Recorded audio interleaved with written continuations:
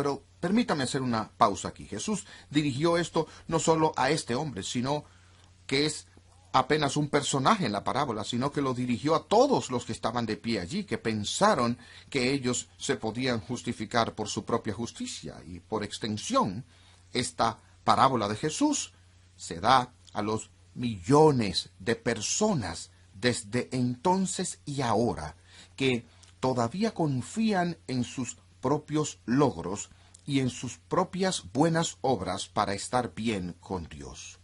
La gente asume que Dios califica en una curva y que mientras mi pecado no sea tan pernicioso como el de mi vecino, yo puedo estar feliz con mi comportamiento.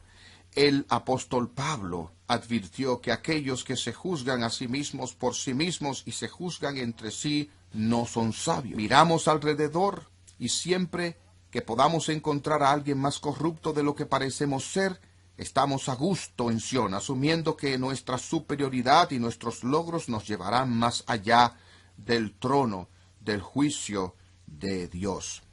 Otras religiones dicen que Dios tiene escalas de justicia y que si nuestras buenas obras superan nuestras malas obras, entonces eso nos lleva al cielo. Sin embargo, lo que Dios exige es perfección. Su ley es santa y nosotros no somos santos. Como los salmos preguntaron, oh Dios, si ves la iniquidad, ¿quién puede sostenerse? Esta es una pregunta retórica. La respuesta es clara. Ninguno de nosotros podría posiblemente pasar la barrera de la justicia de Dios basado en nuestro comportamiento.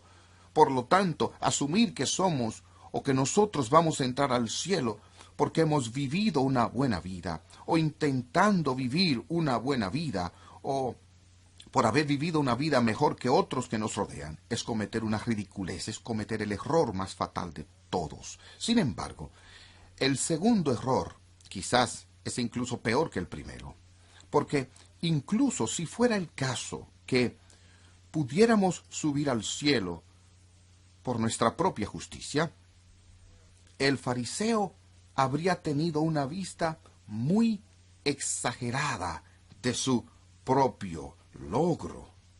Incluso si fuera cierto que pudiéramos subir al cielo por tener más buenas obras que malas obras, ninguno de nosotros posiblemente podría lograrlo sobre esa base, porque nuestras malas obras superan con creces nuestras buenas obras. De hecho, nosotros nunca hemos hecho una auténtica buena obra en nuestras vidas, como dice el apóstol. Con una evaluación real de nuestro comportamiento por la ley, no hay quien haga lo bueno, ni aun uno. Y decimos, espera un momento, no puede ser tan horrible. Recuerden que cuando Dios considera nuestros hechos, Él no solo considera el acto en sí, si corresponde a su ley, sino la motivación para Él mismo. Hicimos esta obra particular con un corazón dedicado 100% a Dios. Nosotros estamos llamados, como el gran mandamiento lo dice, a amarlo con todo nuestro corazón, toda nuestra mente, toda nuestra fuerza. Y no hay ninguno de nosotros en esta sala que haya amado a Dios con todo su corazón durante una hora o un minuto de su vida. Así que cada obra que nosotros hacemos siempre está empañada por la imperfección del corazón dedicado y la voluntad que la realiza. Así que este fariseo estaba equivocado en todos los aspectos de su redención, y en contraste completo con este hombre que está jactándose de la diferencia entre él y el publicano, está el mismo publicano. Leemos que el recaudador de impuestos, estando lejos, ni siquiera levantaba sus ojos al cielo, sino que golpeaba su pecho diciendo, Dios, ten misericordia de mí, un pecador. No podía tan siquiera levantar sus ojos al cielo. Saben que uno de mis himnos favoritos es el himno de Augusto Toplady, Roca de la eternidad. La estrofa en el himno, en mis manos nada traigo, simplemente a tu cruz yo me aferro. A tu cruz yo me aferro. El fariseo trajo su ayuno en la mano. Él trajo su diezmo en la mano. Él trajo su categoría y su posición en la iglesia en la mano. Mientras que el recaudador de impuestos lo vemos con su mano vacía. No tenía nada, nada para contribuir a su propia salvación. Todo lo que él tenía era un ruego de misericordia. Señor, sé propicio, misericordioso conmigo, un pecador. Por lo tanto, el publicano sabía quién él era, lo que él era. Él no estaba sufriendo bajo la ilusión de una justicia falsa, tal como el fariseo hacía cada día. De lo que trata aquí es sobre la única esperanza y el único fundamento de justificación que se encuentra en quizás el concepto más importante teológico en la historia, el concepto de imputación. El concepto de la imputación significa que nuestra justificación en la presencia de Dios está fundada y basada en una justicia que no es nuestra propia. Es lo que Lutero llamó una justicia alienem, una justicia extranjera, una justicia extraña, una justicia fuera de nosotros mismos, una justicia cumplida solo por Cristo, el único que alguna vez mantuvo la ley perfectamente en toda su vida. A veces le preguntamos al niño de 6 años en la escuela dominical, ¿qué hizo Jesús por ti? Y el niño dice, Él murió en la cruz por mi pecado. Y eso es cierto. Pero si Jesús solo hubiera bajado del cielo el Viernes Santo y pasado al Gólgota y tomado tu pecado sobre él y pagado el precio delante de un Dios santo, ¿habría eso sido suficiente para redimirte? La respuesta es no. Eso no habría sido suficiente solo para remover tu culpa.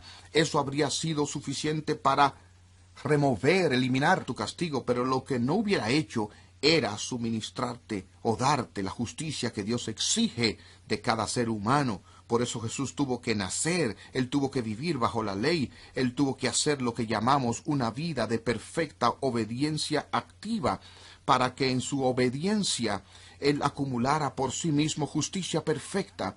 Y es esa justicia que luego se transfiere a la cuenta de cada persona que pone su confianza en Él y solo en Él. Y mientras ese fariseo confiara tanto en su propia justicia, él no podía de ninguna manera ser redimido. Recuerdo a mi mentor dando un sermón en una iglesia un día sobre los estragos radicales del pecado. Y después del servicio, una dama dulce, ancianita, se le acercó y le dijo, Dr. Getzner, usted me ha hecho sentir de este tamaño. Y él la miró, sonrió y le dijo, señora, eso es demasiado. Eso es demasiado mucho. ¿No sabe que tanta autojusticia la enviará al infierno para siempre? Si usted está confiando en sus logros, en su bondad, en sus obras, usted no es diferente de este fariseo que fue a su casa injustificado. El que fue a su casa justificado, el que se fue perdonado, fue el que descansó en la gracia y solo en la gracia. Ahora, ¿qué es esta misericordia de justificación? ¿Y qué estaba buscando este publicano?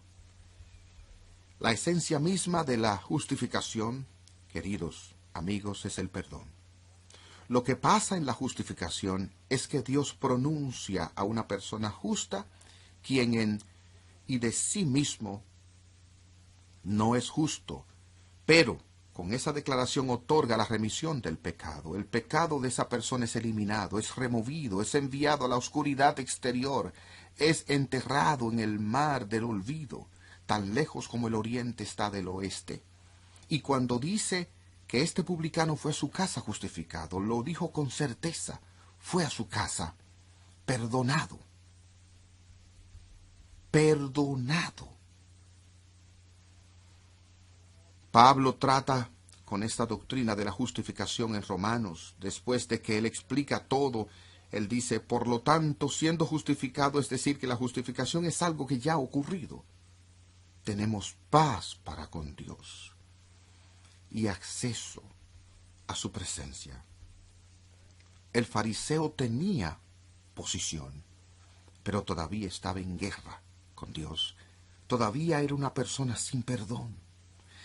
Y mientras una persona está confiando en su propia justicia, nunca puede experimentar esa gracia del pecado que se quita y el perdón que se recibe otra vez. El publicano, él no tenía nada que reclamar. El único mérito que él tenía delante de Dios era de mérito. Todo lo que él tenía que traer delante de Dios era su pecado.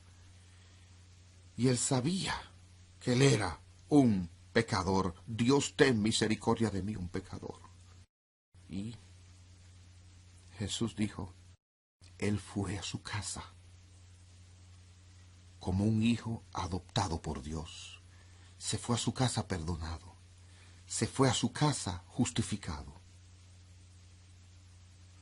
Y Jesús nos advierte a todos nosotros que escuchamos esta oración, que aquellos que se exaltan a sí mismos serán humillados, y aquellos que se humillan a sí mismos serán exaltados.